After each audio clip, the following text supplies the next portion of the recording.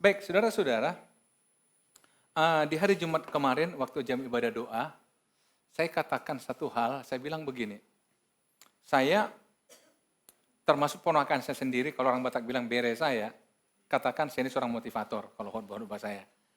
Dia tinggal di Jakarta, tapi rupanya dia suka ngikuti YouTube kita, dia katakan, kalau tulang Medan sih motivator gitu. Jadi, saya nggak tahu bagaimana saudara mendengar khotbah-khotbah yang saya sampaikan. Dan kadang-kadang saya juga harus memahami diri saya, karena jangan sampai khotbah saya monoton dan kemudian tidak menyentuh kehidupan sehari-hari dalam jemaat Tuhan. Sehingga saya memang akhirnya dibawa Tuhan untuk melihat hal-hal dalam Alkitab yang bersentuhan langsung dengan kehidupan keseharian kita. Seperti itu, saudara. Kadang-kadang saya ingin mencoba keluar dari area itu, tapi saya nggak tahu, saya nggak pernah bisa. Tetapi menjadi kebahagiaan saya kemudian hari adalah, akhirnya saya setiap baca Alkitab, seperti Tuhan menunjukkan ayat-ayat yang memang mengatakan manusia itu banyak masalah dalam hidupnya.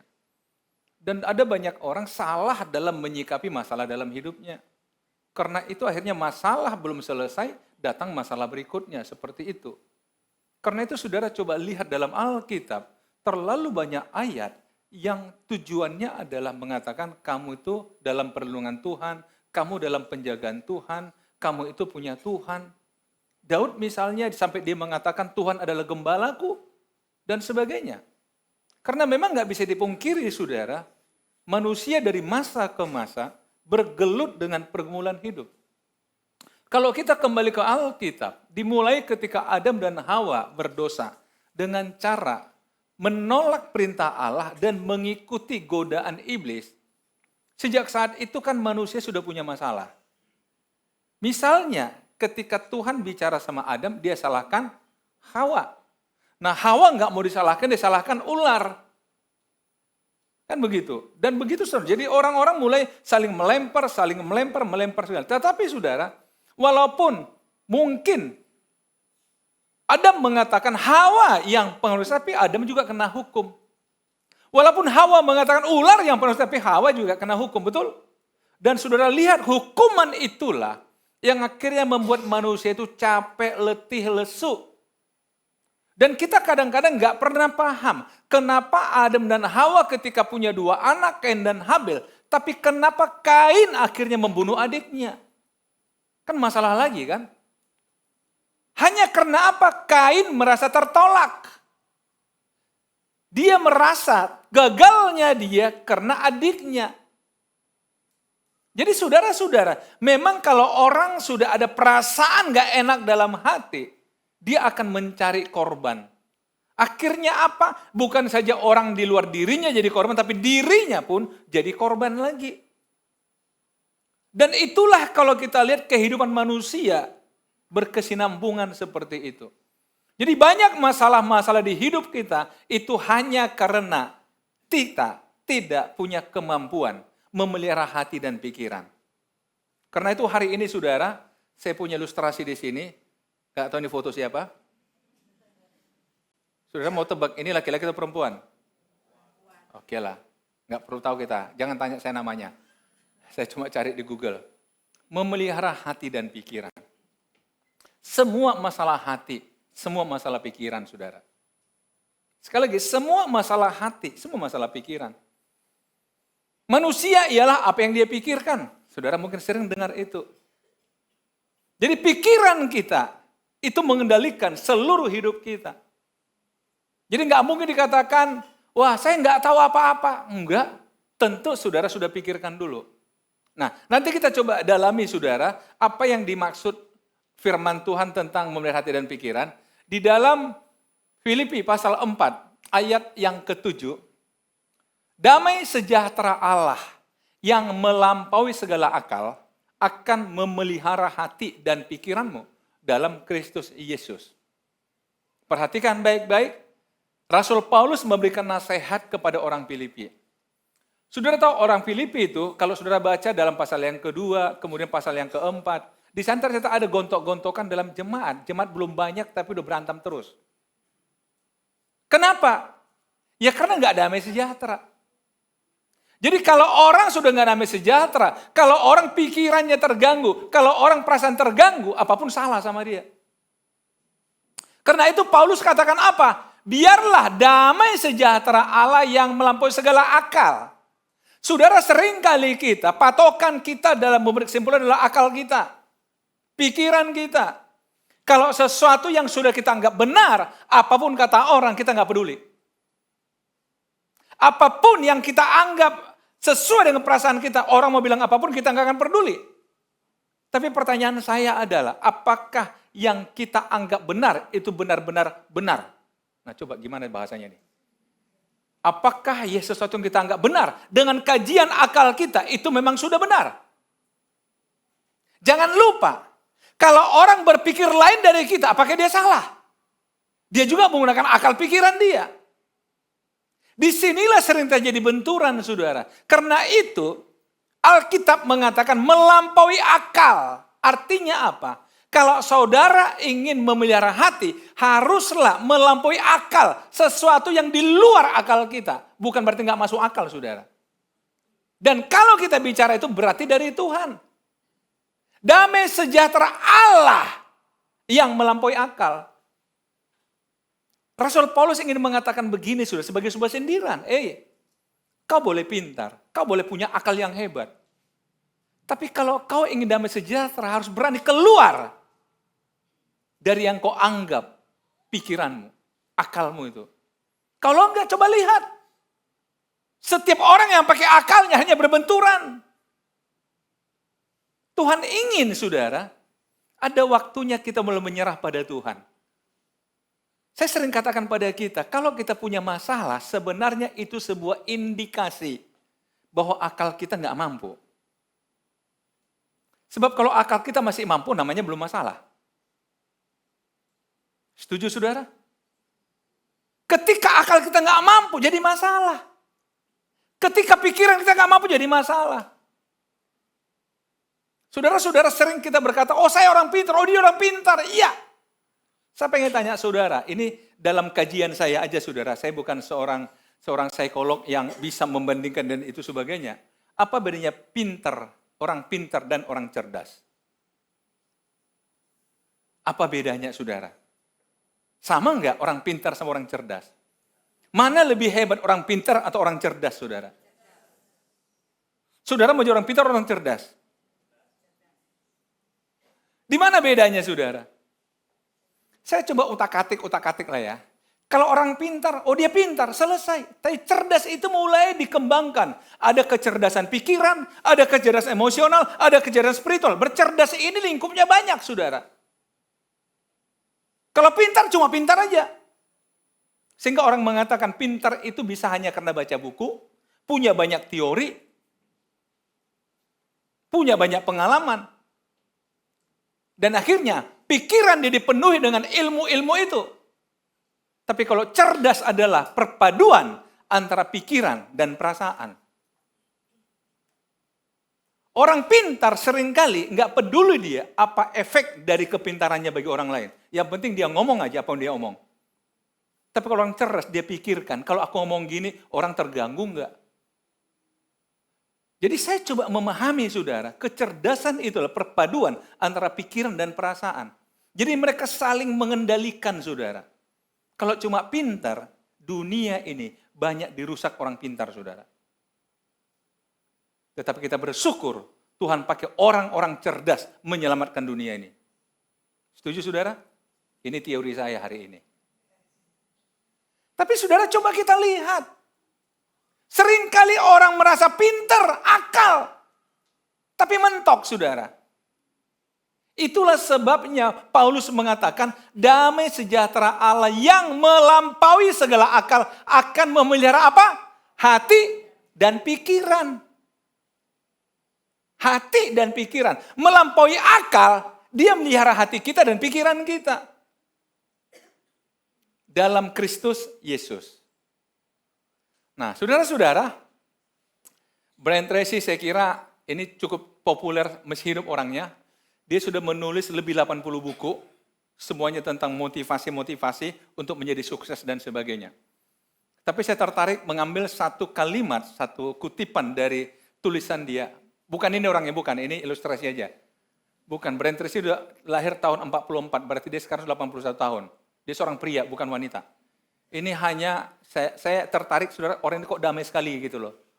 Supaya saudara terinspirasi. Oh, akal pikiran Anda dapat menjadi sahabat sejati sekaligus musuh bebuyutan Anda.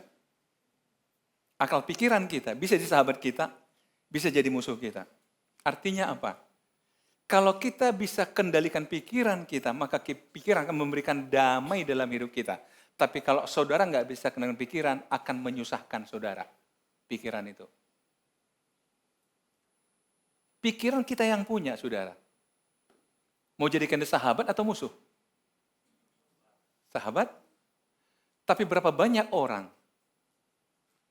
menjadikan pikiran sebagai musuh, akhirnya dia bunuh diri, saudara. Nanti kita lihat, kok bisa jadi musuh? Kok bisa? Kok bisa? Nah, mari kita lihat, saudara. Kita kembali ke Filipi pasal 4, ayat 8 sekarang. Jadi akhirnya saudara-saudara semua yang benar, semua yang mulia, semua yang adil, semua yang suci, semua yang manis, semua yang sedap dengar, semua yang disebut kebajikan dan patut dipuji, pikirkanlah semuanya itu. Pikirkanlah semuanya itu. Ayat 9, dan apa yang telah kamu pelajari, dan apa yang telah kamu terima, dan apa yang telah kamu dengar, dan apa yang telah kamu lihat padaku, lakukanlah itu, maka Allah sumber damai sejahtera akan menyertai kamu. Saya coba buat skema simpelnya seperti ini, saudara. Hukum kebiasaan mengatakan begini, pikiran atau tindakan apa saja yang Anda lakukan secara berulang-ulang, pada akhirnya akan menjadi sebuah kebiasaan baru. Sekali lagi, saudara, pikiran atau tindakan. Jadi apa yang saudara pikirkan, kemudian dilanjutkan dengan tindakan. Maka kalau berulang-ulang dilakukan, maka jadi kebiasaan hidup. Karena itu, saudara, Rasul Paulus berkata dalam Roma 12 ayat yang kedua, berubahlah oleh pembaharuan budi pikiranmu. Jadi kalau ingin mengubah seseorang, harus mengubah pikirannya dulu. Mengubah pikirannya caranya gimana? Berikan informasi baru. Berikan informasi baru. Makanya, saudara, kadang-kadang orang berbeda dengan kita bukan karena dia salah, tapi pikirannya beda dengan kita. Kebiasaan orang berbeda dengan kita bukan karena dia salah, tapi karena pikirannya beda dengan kita. Saya coba ambil satu contoh, saudara. Saya ketika pertama ke Amerika 96 ya. Ada acara ke sana pelayanan dengan tim. Jadi kami sekitar 5 pekan ada di sana. Satu ketika, saudara, saya nginap di satu rumah yang jadi hostnya saya lah gitu. Dia, oh, nginap rumah saya aja gitu. Oke, satu keluarga muda, saudara. Nah, kemudian saya sampai di sana, sore-sore saya lihat dia langsung ambil rice cooker. Kemudian dia taruh beras. Setelah taruh beras, dia langsung ambil sayur, dia cincang, masukin lagi dari rice cooker yang sama. Dia ambil daging, cincang lagi, masukin tempat yang sama. Lalu saya kan agak bingung, karena saya orang Indonesia asli, saudara. Yang saya tahu rice cooker cuma masak nasi. Kemudian saya dekati dia. Saya bilang, kamu mau ngapain? Dia bilang, masak nasi. Terus saya bilang, enggak, ini rice cooker cuma masak nasi. Enggak pakai sayur, ini enggak pakai ini. Terus dia bilang, loh, terus kamu makan nasi pakai apa? Masa cuma nasi putih gitu aja? Karena sudah lauknya. Saya bilang, enggak. Ini kalau kami sayur dimasak sendiri beda. Ini daging sendiri lagi. Dia bilang, hah? Makan aja kok repot sekali. Karena mereka bayangin seperti buat pizza. Do you know pizza? Bahasa Indonesianya bakwan. Loh kan sama. Loh coba, saudara. Cuma bahannya aja beda kan? Coba buat bakwan. Cuma bakwan kita kecil, dia gede aja. Jadi, saudara, mereka pikirnya begitu, diaduk-aduk-aduk semua jadi adonan, betul? Sayurnya, dagingnya semua masukkan oven, dia pergi mandi, keluar mandi 10 menit, udah tinggal tarik, makan, pulang dia, pergi dia, kerja. Nah kalau kita, ibu-ibu, berapa jam masak? Lihat masakannya ya. Kalau 4 jenis, 1 jam cukup lah ya. Gimana? 2 jam ya? Makannya berapa lama? Makanya bagi orang di sana kita hidupnya tidak efektif, tidak efisien. Untuk makan 15 menit, masak 2 jam. Kalau mereka enggak, masak 15 menit, makan setengah jam. Tetapi saudara, ketika saya lihat bule-bule ke Indonesia, mereka ikut seperti kita. Makanya bule itu dapurnya kan bersih saudara. Enggak ada kuali, enggak ada panci. Kalau kita, kuali berbagai ukuran, panci berbagai ukuran. Halo ibu-ibu, betul kan? Belum punya aku yang besar, beli lagi yang besar. Walaupun pakai sekali 3 tahun. Tapi harus punya itu. Untuk mata sapi ada lagi yang kecil. Aduh, repot. Makanya dapur orang kita, apalagi orang Batak, nggak pernah bersih. Karena banyak kualinya. Tapi setelah saya lihat mereka ke Indonesia, ikut sama kita. Lama-lama nyaman juga dia. Masak sayur, masak ikan, masak daging. Berubah kebiasaannya. Kenapa? Dimulai dari pikirannya. Oh enak juga ternyata sayur ditumis. Enak juga ternyata ikan di asam manis. Kan begitu kan? Nggak ada yang salah saudara. Tapi kebiasaan terjadi karena pikiran. Jadi saudara kalau ketemu orang yang punya kebiasaan berbeda, jangan langsung katakan aneh kali hidupmu. Tunggu dulu. Coba cari tahu kenapa kau begitu. Kebiasaan kamu di rumah bagaimana sih? Kau dibesarkan dengan cara bagaimana sih? Akhirnya kita paham. Oh, kita beda budaya memang, walaupun satu suku. Betul saudara? Halo? Udah sarapan? Belum, baru makan pangsit. Coba. Halo? Ada di sini sarapan itu harus makan nasi? Kalau makan pangsit belum sarapan? Kalau orang lain makan roti satu aja, udah tadi sudah. Saya sudah makan 1 potong roti, udah sarapan. Kita bilang, cuma 1 potong roti. Aku, kalau enggak nasi segini, enggak sarapan bagi aku. Itu saudara bedanya kita. Ini bukan masalah salah benar saudara. Kebiasaan. Lihat, hukum kebiasaan. Karena kebiasaan itu bermula dari pikiran saudara. Apa artinya pikiran ini? Aku tahu sesuatu. Kemudian, ada namanya keterampilan, aku tahu cara melakukannya. Dan yang ketiga, ada namanya kemauan, aku mau melakukannya. Jadi aku tahu sesuatu, aku tahu cara melakukannya, dan aku mau melakukannya. Sekali, 2 kali, 3 kali, 4 kali, 5 kali kita lakukan menjadi sebuah kebiasaan. Betul saudara? Itulah hukum kebiasaan.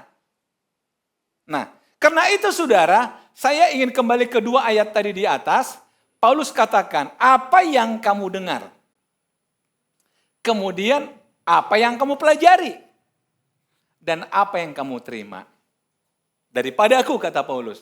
Berarti Paulus sedang bicara firman Allah. Firman Allah didengar. Kemudian dipelajari. Bahasa lain dari Alkitab adalah direnungkan. Renungan itu pakai akal saudara. Silahkan gunakan akal. Tuhan tidak melarang kita menggunakan akal. Saudara dengar khotbah harus kritis. Harus berani mengkaji saudara. Saya tidak keberatan misalnya habis kebaktian ada orang datangi saya, Pak tadi Bapak ngomong begini, kok kayak menurut saya nggak begitu Pak, begini. Oke mari kita bicara baik-baik. Gak usah juga langsung marah-marah. Ayo, mari kita diskusi. Saya juga bisa salah, karena pendeta juga manusia. Kan bukan dewa, bukan malaikat. Saudara-saudara, lihat. Jadi apa yang telah kamu dengar, kemudian pelajari saudara. Setelah itu baru terima. Jadi saudara sudah punya kesimpulan, terima. Tentang apa itu? Tentang semua yang benar. Kita belajar tentang semua yang benar. Kita belajar tentang semua yang mulia. Kita belajar tentang semua yang adil. Kita belajar tentang semua yang suci. Semua yang manis. Semua yang sedap didengar. Semua yang disebut kebajikan dan patut dipuji. Inilah yang kita dengar, ini yang kita pelajari, kita terima. Bisa dipahami saudara? Coba semua yang benar. Jangan saudara koleksi di pikiran hal-hal yang keliru.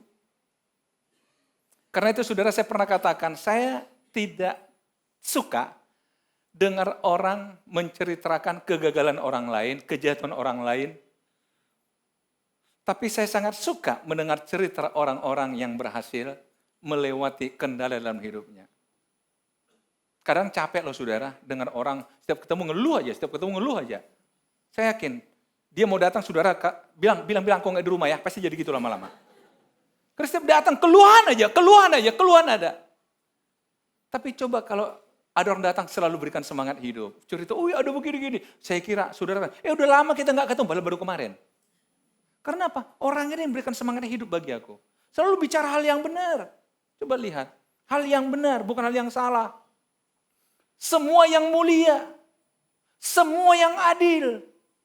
Jadi saudara, artinya begini, pikiran kita dipenuhi dengan semua yang benar, semua yang mulia, semua yang adil, semua yang suci, semua yang manis dan seterusnya.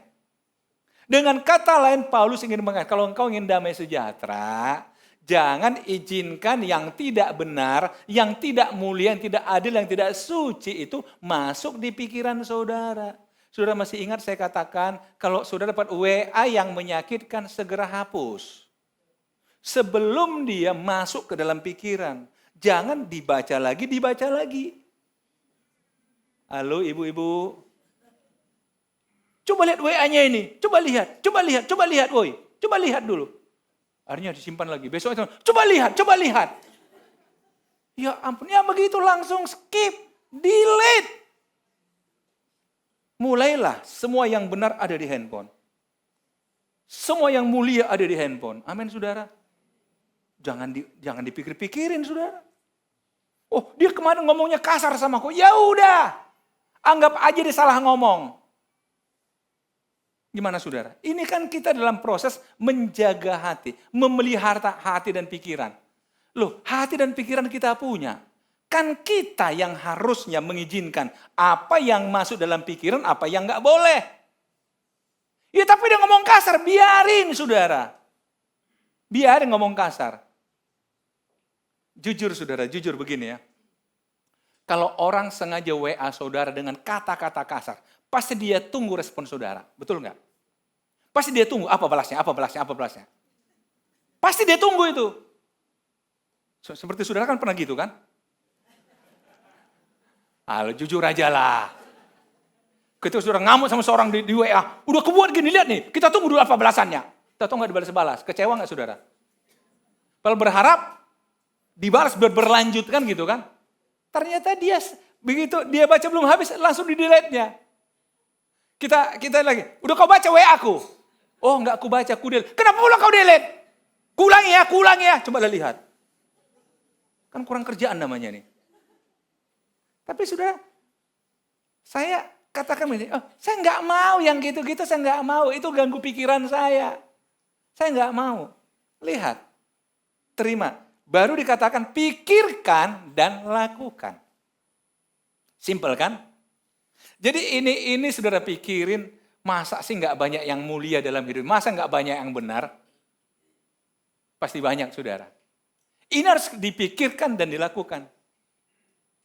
Maka, saudara, ada satu hukum di sini namanya hukum substitusi. Otak Anda hanya mempunyai cukup ruang bagi satu pikiran setiap kalinya. Apakah itu positif ataupun negatif? Anda dapat mensubstitusi sebuah pikiran negatif dengan pikiran positif. Kapan Anda mau? Artinya begini, tidak mungkin secara bersamaan sudah berpikir untuk satu hal, satu peristiwa, positif dan negatif. Enggak. Saudara yang memutuskan, saya mau positif atau negatif pada situasi ini. Saya mau negatif atau positif? Orang negatif silakan. Tapi saya harus buat keputusan bagi diri saya. Saya ambil contoh di Alkitab, saudara. Dalam Kejadian pasal 50. Setelah Yakub meninggal, maka saudara-saudara Yusuf bersama-sama datang kepada Yusuf, langsung sujud menyembah dan mengatakan, kami siap menjadi budakmu. Kenapa? Karena mereka ingat peristiwa sekian tahun yang lalu ketika mereka berbuat jahat pada Yusuf, betul? Dan mereka berpikir habislah kita. Selama ini Yusuf nggak hukum kita karena bapak kita masih hidup. Sekarang sebelum jatuh hukuman, lebih dulu aja kita datang ke sana minta ampun yuk. Mereka masih ingat masa lalu sebagai sesuatu yang negatif. Tapi Alkitab mencatat Yusuf menangis dan mengatakan, akukah pengganti Allah? memang kamu mereka-rekakan yang jahat terhadap aku, tapi Tuhan menjadikannya untuk sebuah kebaikan. Yusuf berpikir positif untuk peristiwa negatif di masa lalu. Sementara abang-abangnya masih berpikir negatif, karena itu memang peristiwa negatif. Saudara, saya percaya, inilah yang buat hidup Yusuf sukses. Karena dia tidak mau diganggu dengan hal-hal negatif. Walaupun dia mengalaminya cukup banyak. Oleh saudara-saudaranya dia mengalami bullying ya sekarang ini. Perlakuan kasar. Di rumah Potifar juga dia mengalami tekanan. Akhirnya difitnah masuk penjara. Tapi itu tidak dia jadikan bahan pikiran dia.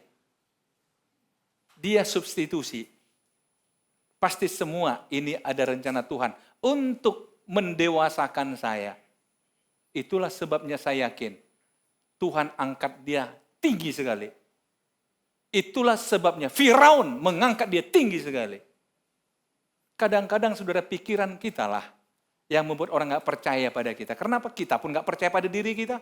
Bagaimana orang percaya sama kita?